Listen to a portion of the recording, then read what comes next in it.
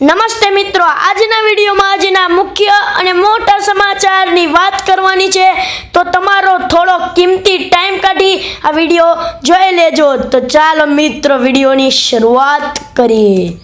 Lok Sabha election 2024 ચૂંટણીના આંકડા મોટા રિલીઝ કરવા મુદ્દે ઇન્ડિયા ગઠબંધનના નેતાઓ ઇલેક્શનના કમિશનને પહોંચ્યા. વોટિંગના 48 કલાકમાં વોટિંગ ડેટા જાહેર થવો જોઈએ. Supreme court.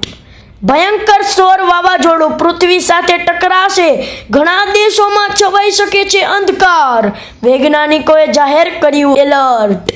987 વિકેટ લેનાર જેમ્સ એન્ડરસને અચાનક નિવૃત્તિની જાહેર કરી. આ દિવસે એટલે કે 11 મેના દિવસે રમશે વિદાય મેચ.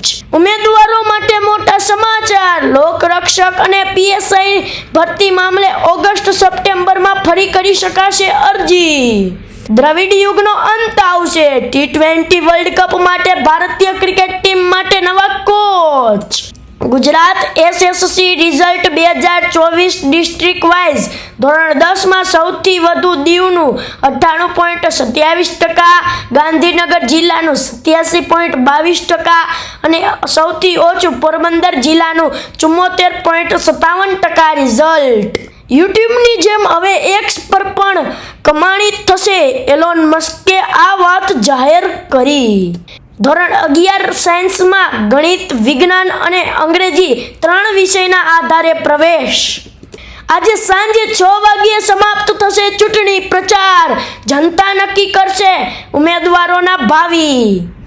ગરમીની છુટ્ટી. ગુજરાતમાં થંડરસ્ટોર્મ એક્ટિવિટી સાથે ઠેર ઠેર વરસાદ પડવાની આગાહી. ધોરણ 10નું પરિણામ જાહેર. પાછલા વર્ષની રિઝલ્ટની સરખામણીમાં 18% ઊંચું રિઝલ્ટ આવ્યું. અફઘાનિસ્તાનમાં પૂર. ભારે વરસાદ અને પૂરથી અફઘાનિસ્તાનમાં તબાહી. 50 લોકોના મોત, ઘણા ગુમ, મૃત્યુઆંક વધી શકે છે. દિલ્હીમાં વાવાઝોડાનો આતંક, 3ના મોત, 23 ઘાયલ, અનેક વૃક્ષો ધરાશાયી. દિલ્હી માટે આજનો દિવસ એટલે કે 11 મે ભારે પડ્યો. ધોરણ 10નું પરિણામ. વડોદરા જિલ્લાનું 77.20% પરિણામ.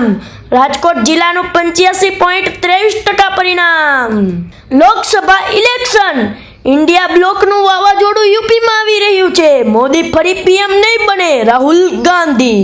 તો મિત્રો, તમને મારો આ વિડીયો ગમ્યો હોય તો વિડીયોને લાઈક કરજો અને મારી આ ચેનલ શોર્ટ્સ ખબર ગુજરાતની ઉપર તમે નવા હોય તો ચેનલને સબસ્ક્રાઈબ કરજો.